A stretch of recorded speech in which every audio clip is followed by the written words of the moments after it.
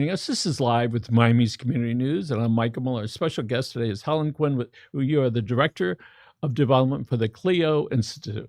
That is correct, Mike. So first of all, Helen, tell us a little bit about the CLEO Institute. What is it and what's its function?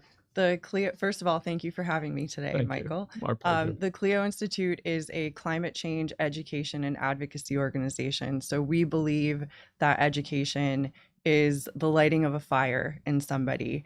And we like to help folks connect the dots between climate change and what they're seeing in their communities, what they're seeing in their lives.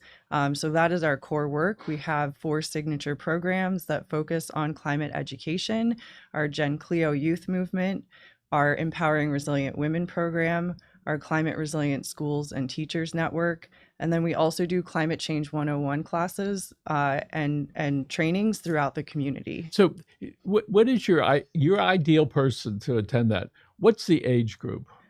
Every age group. So whether you're, just learning to walk and talk or you are retired, we want to educate everybody in the community about the climate crisis. So people like yourselves and other organizations like that, I see that it's making an impact. My 10-year-old grandson, Benjamin, right, is out in a kayak behind his house, right? And they go and they watch the manatees. The other day he comes back, look, Grandpa, I found some trash. I'm going, there it is. He got it. He understood the connection between the manatees out there, keeping the waterways clean and keeping the trash out of there. Yes. So it's working. And thank you for doing that, right? And it's a proud moment for Grandpa when they've learned that rather than throwing stuff in there. Absolutely. So we have an event coming up in a couple of weeks. Tell us about that. We do. So we have our Race for Our Future Earth Day 5K. It is not on Earth Day. It is Earth Day adjacent on April 27th. I like that word, adjacent. Adjacent. Not like in a color over here. Yes, kind of very close. And I like that. We're going to do that. Yeah, Right? great Adjacent, term. like Great term to use. And we're very excited. It is a community event for all ages. You can run, you can walk, but the goal is to get people out there on the Underline, which is a new venue for us this year. We're starting in Brickell, we're turning around at Vizcaya Station and coming back. We will have different organizations throughout the community that are climate and environmentally conscious. It's a great opportunity to learn if you're interested in learning more about climate change and how to protect the environment. So people that go there, they're really interested in this. They just don't want to do a 5K. They want to be involved. They want to be around people of similar mindset. Yes. And it is amazing when we look at the underneath the metro rail 20 years ago. All right, it was like, don't go underneath there. It's bad, Right. bad, terrible things are going to happen. But now, so we as a community are hosting events there, and you can walk through, you can see all the things. So how did the organization choose the Underline? So the Underline came about after 2 years at Mast Academy, which had a beautiful course, but the race grew and we needed a little bit more space. So the Underline seemed like a great location to bring the race in a more central location off the key. They do great work in the community as well. They are partners of ours.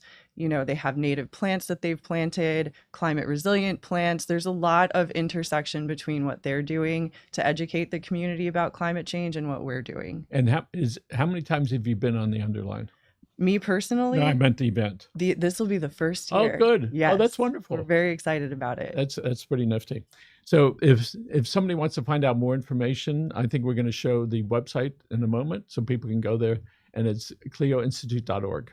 Yes, sir. And they can go on there and they can find out the information, right? Yes. If there are people that would like to participate on a sponsorship level, they should do that pretty soon. They should do that pretty soon, yes. Right.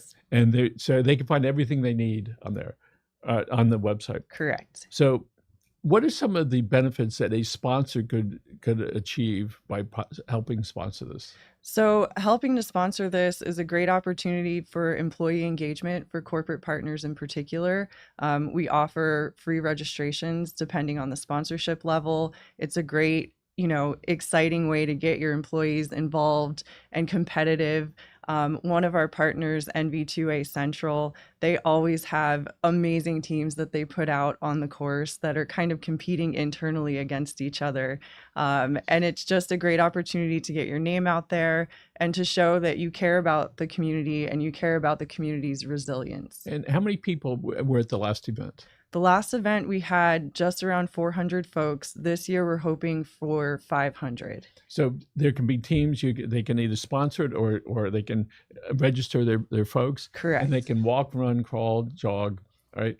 Exactly. And they can bring their little babies in the Bring things. your babies in the strollers, bring your puppy in the stroller, however you want to do it. So Helen, it's a great opportunity for people to wear green, if you will, say we care about this, Yes. and not just supporting this, but saying here was an unused asset, meaning the underline, and it's turned into a wonderful thing to do the hard work of a lot of people. And I know Meg is very involved in that. She's the driving force there and put up with a lot of nonsense to try to get that done. Yes. And pretty soon that's all going to be connected through lots of different areas. So my hat's off to her and the people that fund that. So are there certain milestones that the CLEO has done that we can put our finger on and say, this is wonderful and here's some things that we're working on? So we have worked closely with the county. One of our proudest achievements was getting a seat on the City of Miami Commission for a youth voice on the commission. The City of Miami? City of Miami, Okay. not the county, Okay. but the City of Miami. And that was pretty incredible. We advocated, for youth to have a seat at the table. This is a very concerning issue for them. They are the ones that are going to have to carry the torch from my generation and the generation before in the fight for climate resilience.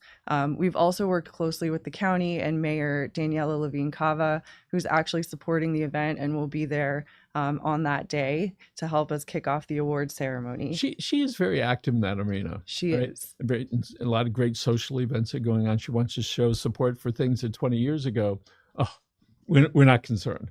And I know the county is dealing with their issues as far as incinerators and recycling and everything. I'm sure it'll get back on track, very soon. She'll be here in a couple of weeks, I think, right? I'll be sure to ask the mayor those questions. And give her our best, Michael. I will. Okay. So how did you get involved? I got involved because I am a Floridian, and growing up in the Jacksonville area, I spent my youth on the beach. My mother would load up her little Hyundai with my two sisters in the back and an igloo cooler, and we would spend all day out there. And I've seen those blonde hair and fair skin. Correct. Yeah, lot of sunscreen. I was the copper tone kid, but we spent all day out there, and I've seen some of those beaches slowly eroding away due to the extreme weather conditions, the acceleration of these hurricanes that are causing even more damage than ever before. So I felt the need to get into this work. I've always been a fundraiser. I've always worked in education and the environment. And this was a marriage of the two things that I'm very passionate about. That's wonderful. So lots of people on the climate change thing, unless they hear or see it, right, it's hard for them to grasp. But Yeah. One of the things we can do is watch these videos of people collecting garbage out of the ocean, right? And when we see the massive destruction that is occurring, right, then maybe we won't be the one to throw that piece of trash, whether it's in the water or on the side of the street. Because I think people, once they get in it, it's a mantra. It's just not a particular thing. Yes. So for folks that want to know more about CLEO, they can go to the website. In particular, there's some programs that you have coming up again that somebody can say, yes, I can put my teeth into that. Yeah. So actually next week is Miami Climate Week 365. We have a couple of events that we're doing virtually with them. One is on our transition to clean energy, power companies, things like that. It's a great opportunity to dig your teeth into the mindset on renewable energies and introducing that into our resilience work. And that's going to be next week. That's on our events page. If you just click on events at the top, you can see those upcoming events there. And like I said, we also offer those Climate Change 101 opportunities. It's a great chance just to get the basics or refresh yourself on the science behind climate change. So let's talk a little bit about electric vehicles. What's the position of the CLEO Institute on electric vehicles? Electric vehicles are good. It is in order to reduce greenhouse gas emissions, which are causing the global warming, causing these extreme weather events that we're seeing, we need to move away from the use of fossil fuels. And electric vehicles move us away from that. They're one way to get us away from that. And right now in my mind's eye, I see these big factories with the smoke going up. Oh, the And, you know, smokestacks. for hundreds of years, it didn't matter. We'll just put it in the air, we'll Yes, set it on fire, we'll throw stuff in the ocean, we'll throw it out in the street. And all of a right. sudden, it sort of caught up with us. It did. And if you think back to the 80s, around the time I was born, the Montreal Protocol was a time when everybody internationally came together. There was the hole in the ozone layer. Do you remember Oh, that? sure. And they came together and said, we have to stop the use of this particular, thing so that we can close that hole. And we're on track to close the hole by mid-century. So, when we work together, we're able to make those changes. Not many people believed that back then. They didn't. And I remember, it seems to me that Earth Day was first declared, if you were, when was that? Do you remember when that? 1970s. All right. Yeah. We remember that. So Earth Day, we'd all be looking, what do we need to? So it takes a while for that to gain momentum, and so where it can start making a difference. So what are some of the projects that you think that the world needs to be involved in to make it a better place? First and foremost, the reduction of greenhouse gas emissions. The Paris Climate Accord was another similar Montreal Protocol, everybody coming together to say, we need to reduce these emissions that are caused by the burning of fossil fuels. We have to get that under control in order to keep the global temperature where it's at. We can't go higher than we're at. We've kind of hit the limit that the scientists were telling us. So many people, say, I don't believe it, but okay, believe or not, you just look at your experience and Yes. pay attention to what's going on. It's science, and just think back to a couple summers ago when it was so hot, that extreme heat that came through here.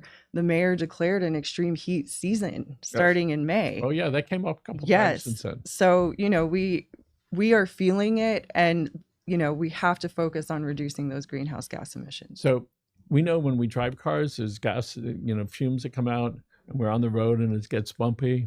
And then during the pandemic, all right, what we Yes. realized is that we looked into the bay and it got clean in about 2 months. It was glorious. Yeah, and it was just like all those islands where you can just see through it. And so what it really is, when we have the boats and we're going along, it goes into the water, just like if you're driving a car, it goes in the air or on the ground. Airplanes, the same sort of thing. Correct. And I think if people are wondering whether it's really effective, go back on YouTube, go back on Google, and look at what Biscayne Bay was in 2021. Yes. And right, and you can look, and we've seen the pictures of both of those. We've seen the pictures of what we do to animals. I'm a big animal person. Everybody's got its place, but you can see areas, okay, we didn't do anything and nature took over. Everything started growing a little greener. The four-legged friends would come out to do that. Yes. And then we started boating again. Okay. So the water started getting cloudy and darker, right? And the critters found their own place, Right. to do that. So it was like Mother Earth healing herself. Yes. In that moment. 100%. Yes. Right. And if we don't keep providing moments of healing, right, at some point it's going to be scarred and it's going to be really hard for it to return. Absolutely. And if you think of it as yourself, if you're feeling sick, you get little signs of that, right? Your throat gets itchy, you start sneezing, you start coughing. And what do? You go to the doctor and they tell you, this is what's causing it. You take something, it fixes you. Mother Earth is telling us she's sick and we need to listen to those signs, and we need to take care of her and let her heal. So 30 years ago, people would laugh at that. They scoff at would. it. Absolutely. And you remember that. I was 10, but I do remember it. So, Yeah. So again, I know you want to have people of all ages. Yes. Right. That can do that. They can set the example or be that. Right. And we know that it's important to reach the little kids. Right. Do you have programs that are specifically made for people under the age of 15? Yes. So our Climate Resilient Schools program, we're actually a Miami-Dade County public school partner through their STEAM department. So we do go into classrooms and help kids connect the dots between the science between climate change and what they're seeing in their community. We have solid curriculum around it. That's also available on our website. We also have our teachers network where we train teachers, no matter what they're teaching, in how to incorporate discussion around climate change into their curriculum and into the So classrooms. Miami-Dade County is doing something wonderful. They have the recycling lady, Jean Marie Massey. Hello, She's Jane. great. I'm sorry, Jean Marie. So, and then going into the classroom with the little kids. Yes. And she goes with all her clean trash and said, this is okay for recycling, this is not. And we recognize that recycling is part of that whole process. And makes Yes. us think clearer about what do we want to do with the stuff that's left over. You know, do we want it burnt? All right. That's a whole nother issue. All right. That We is. want it in the ground. That's a whole nother issue. All right. And so the Miami-Dade County, it's so prehistoric to take this stuff and put it in the ground. And one of the things that I learned from interviewing the folks in the county is I had to do my part. So we went and we got for our home a composter. Yes. It's about this big. Amazing. We take our food and we put it in. It dehydrates it, all right?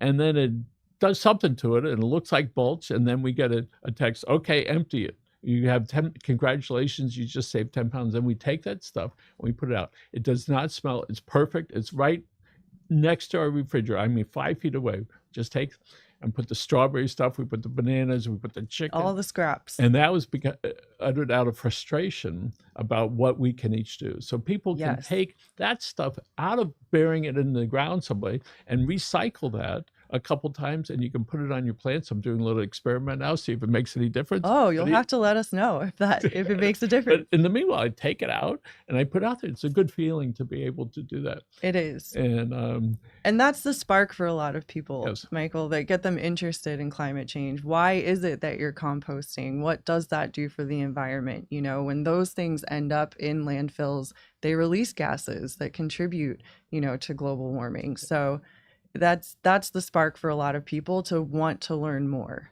and part of it, you know, when my grandson, this is trash, I said, now I can tell him we have a composter. And what a love that. great feeling it is to reinforce that, all right? And our granddaughter, Charlotte, she's also part of that, to get them to think that. I was left some questions for little kids, all right? That was what are you doing to make this better? And there's a little certificate when they get done, fill it out and give Love that to them. that. And so we know it's important to reach the little kids because and we know that they are watching us and what we do. I'm so delighted that the county has many hidden cameras around the county. So if you dump your trash, they're going to get you. That's all connected to this stuff. It's really a mindset. I think it was in a 6-month period, they collected hundreds of thousands of dollars worth of fines and or seized equipment that was sold for people that were illegal dumping. So don't dump stuff illegally. Please don't dump. Right? Yes. So tell us again why you're involved in this. So I'm involved in this because I want to educate as many people as possible about the climate change crisis and what we can do individually and collectively to address it. You know, it's about building resilience in our community, not just on the shorelines, but all the way out to Kendall, Westchester, Hialeah, North Miami Beach, wherever you are, just to make sure that we're ready for the changes that are coming. And how long you lived in Miami? I've been in Miami for 15 years. Okay, your geography is pretty good, so Yes, congratulations. thank you. So tell us about some of the people you work with. I work with an incredible team of people. Our board of directors consists of a lot of community members who are interested in this, folks that work in solar energy, you know, builders, scientists, you know, people who contribute a lot to the mission. Our team is just so passionate about this. They are educators at the core. We have PhDs on staff. I could go on and on about how incredible our team is. And our founder, who was a teacher herself, you know, is just one of the most inspiring people that I've worked with. That's wonderful. In the minute that we have left, that's a signal to Amber over there. We're getting ready to wrap up. Tell us about some people that have inspired you. Some people that have inspired me personally. I used to work at the Audubon Society, and their current executive director, Julia Raithmel, she was just an incredible leader in the conservation movement and protecting the places that we hold dear here in Florida. My current boss, Yoka Arditi Rocha, she's inspiring. You know, she has a degree in sustainability and just is so passionate about the work that she's doing here in the community and beyond. Rachel Carson, who wrote the book The Silent Spring, like she's inspiring to me. Jane Goodall. I could go on and on about folks that are inspiring to me. And speaking of Jane Goodall, Yes, you did it. Yeah. Okay, let's look at the red camera, and we're going to say, listen, folks, thank you very much for joining us. Remember, recycle, take care of the ocean, take care of the earth. We got one to be able to pass on to our grandchildren. Thanks for joining us.